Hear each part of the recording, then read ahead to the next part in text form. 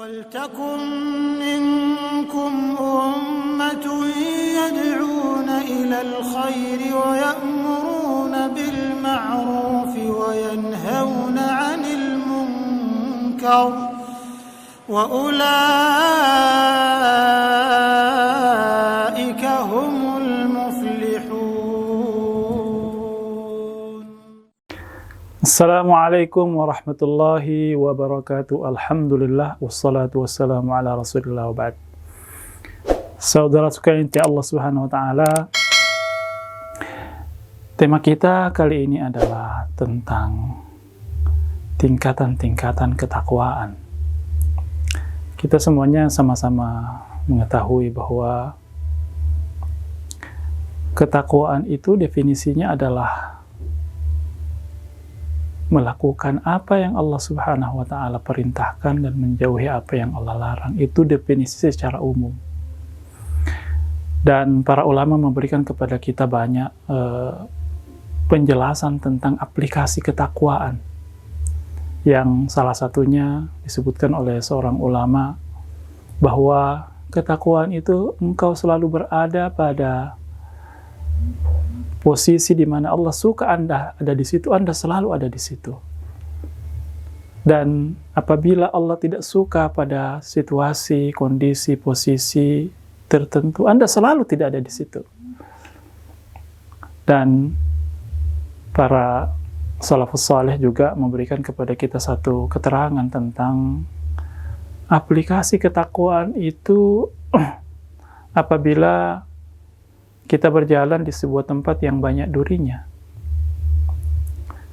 Maka apa yang dilakukan ketika melangkah itu sebelum menginjakkan kaki pada jalan yang akan ditempuh itu, diinjak itu, dipastikan dulu tidak ada duri di situ. Supaya kita tidak tertusuk duri. Itulah aplikasi ketakwaan di mana seorang hamba senantiasa berhati-hati dalam menapaki kehidupannya dan memastikan bahwa dia selalu berada dalam koridor kebenaran dan kebaikan. Tapi ada satu ukuran ketakwaan yang disebutkan oleh Al-Imam Ibnul Qayyim Al-Jauziyah dalam kitabnya Al-Fawaid. Beliau mengatakan bahwa ada 3 tingkatan ketakwaan.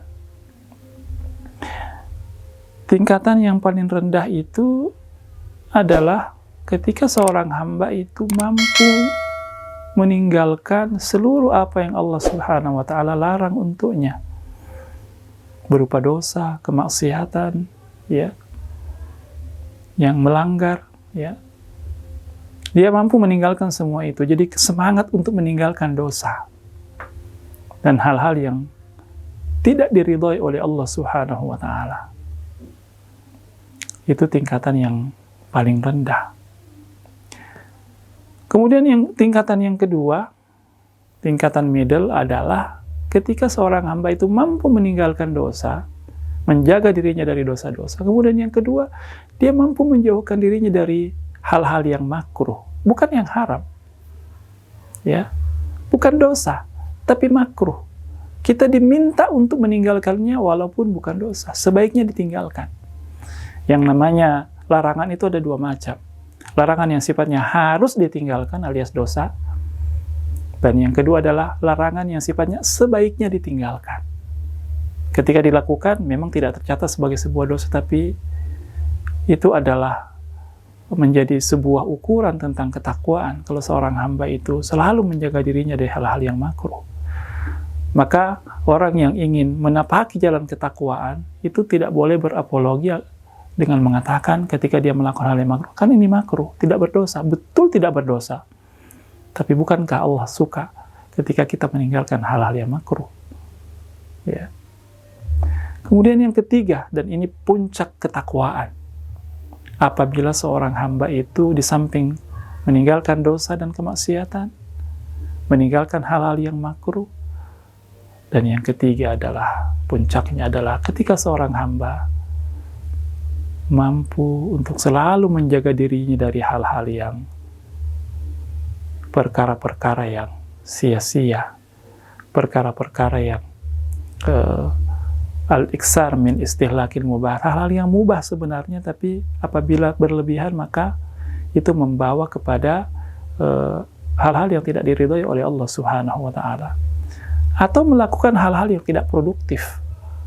Ya.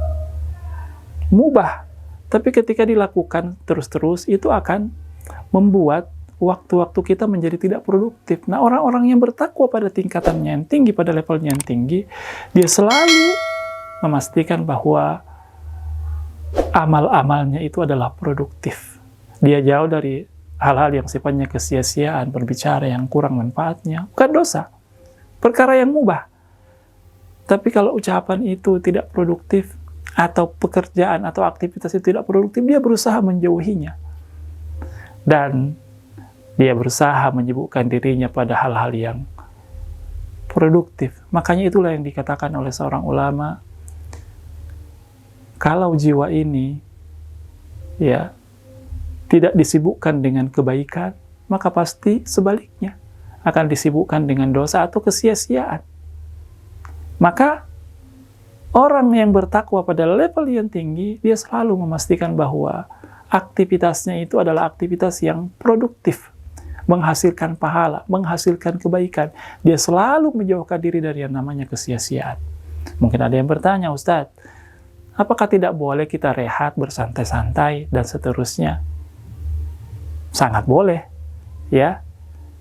Ini hidup kita ini memang harus divariasikan. Santainya orang yang beriman itu adalah cara dia mengumpulkan kekuatan. Tapi santai dan refreshing itu tidak boleh atau jangan sampai berlebihan. Karena ketika dia berlebihan itu akan membuat akhirnya kita disibukkan dengan perkara-perkara yang remeh-temeh dan akhirnya melupakan perkara yang jauh lebih mengandung kebaikan. Dan para ulama juga memberikan kepada kita nasihat bahwa kewajiban-kewajiban kita itu jauh lebih banyak dibanding waktu kita yang tersedia. Maka mari kita senantiasa berusaha dalam kehidupan ini menaikkan leverage ketakwaan kita. Kita sampai pada level di mana seluruh waktu-waktu kita produktif, ya. Kita tidak biarkan diri kita jatuh pada perkara-perkara yang sia-sia, perkara-perkara yang tidak menghasilkan kebaikan, dan itu menggerus usia kita, dan semoga dengan mujahadah kita itu Allah Subhanahu wa taala akhirnya mengakui tingkat ketakwaan kita dan kita termasuk hamba-hamba yang beruntung. Assalamualaikum warahmatullahi wabarakatuh.